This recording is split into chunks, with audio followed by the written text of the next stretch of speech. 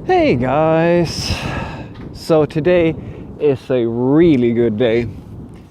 This two things have so far brightened up my day. First and foremost, on the bus ride home, I saw this father with his little girl sitting on the bus, and then another man with a little boy gets on, and apparently they seem to know each other. So the dads get eye contact and start talking to each other. He starts talking to each other, and the little boy gets up and sits right next to the little girl, and they start talking like best friends. And my first thought is, now that, my friend, is the start of a really good romance movie.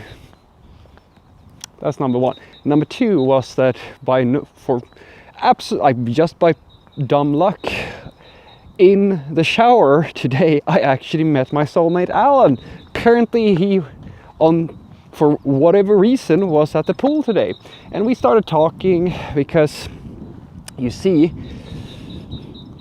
he's been hinting, no, actually not hinting, as to that he wants me to come work for him and his, rather not for him, but at his company. So let's talk about that. In this video we are going to talk about the issues that you may face as a large corporation, because there's a little bit of a political minefield going on at his company. Now, you should know that it's really great if you have somebody on the inside in a large company, because large companies are very rarely honest about the lay of the land.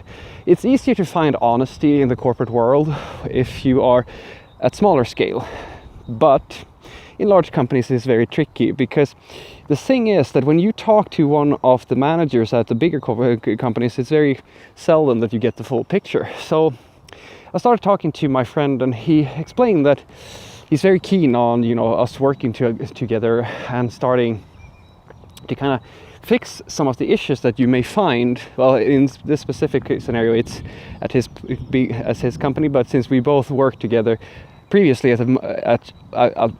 I don't actually know what the size difference is, but it's still like a massive global corporation, right? You face the same sort of issues, and one of the main issues is that you have what we call office politics, and office politics is something that is very, very tricky to deal with.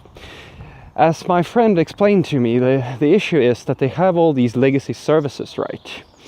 And in any sane working environment, as engineers, we have this need and this desire to push things and to innovate and to refactor and improve things so that the product gets to be as good as possible.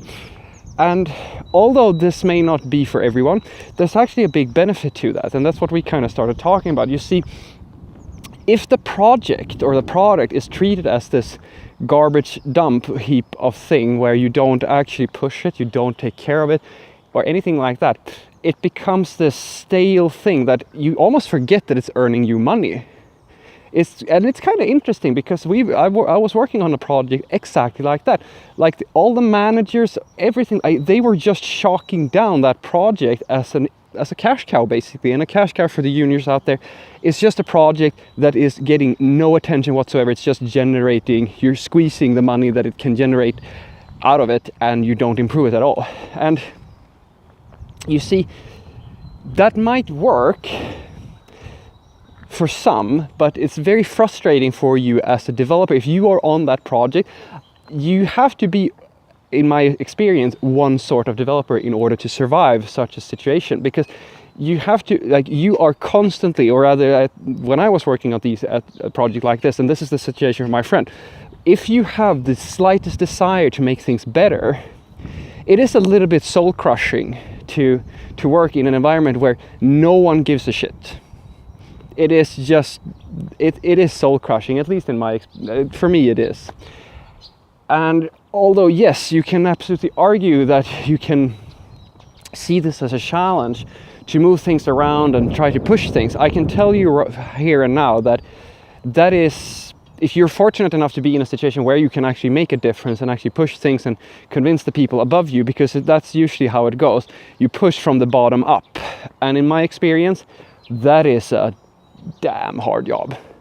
It's really tough. So my friend who, and this is why he is my friend and not just another manager, because he told me, so he said basically, Fredrik, I'm going to be honest with you. It all comes down to whether or not we get this new project that the company's talking about, right? And it's an exciting project.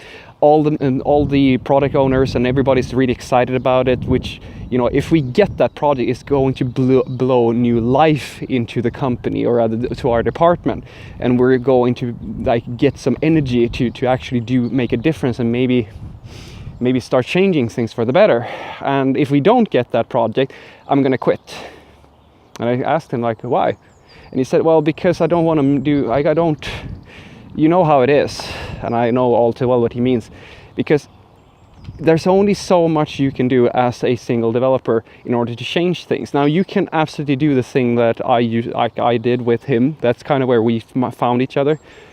At my previous job, we had this, we formed a team trying to push things from the bottom up. And we made a lot of differences in general, but the problem is that you wear yourself out, because you're trying to push this behemoth of a project into something better, but you can't not alone. And if you can't convince anybody with some type of political sway to invest and to get a buy-in to actually make things better, there's no way for you to do that. Now, I've made videos in the past where this choice that my colleague now faces is actually the mature thing to do. Because what he basically told me is that he sits between the decision of, okay, if we get this new exciting project that everybody wants to invest in, then this is going to be a really fun working environment because things are going to start moving. But if we don't, I'm simply not the sort of person who can just clock in 9 to 5 and not give a shit. I can't be just a maintenance type of programmer. I need a drive. I need some type of fire. I need something to move towards. And that's what I want you to take away from this. I'm not saying that this is a universal rule or anything like that, guys, but trust me, if you find yourself in it doesn't have to be a big company, but if you find yourself in a company where the project that you are on, well, it's more of a maintenance type of role, and you have the passion and energy to want to drive things forward, try it out. See if you can make a difference. But if you try and you can't get anywhere, don't let that don't let that frustration get to you. Pick another project, because let's remember something. At the end of the day, the project is what the project is. The company has the priorities that the company has. And in a perfect world, everybody is going to listen to you and hear you out, and maybe you'll get your way, but that's not always the case. And if you find yourself in that situation, emotionally, at least that's what I found, and it's my coworker, my friend feels the same way. It's easier for you to find another job than to try to convince everybody from the bottom all the way up to the top that a change needs to be made. That's at least what I've found. Have a great day.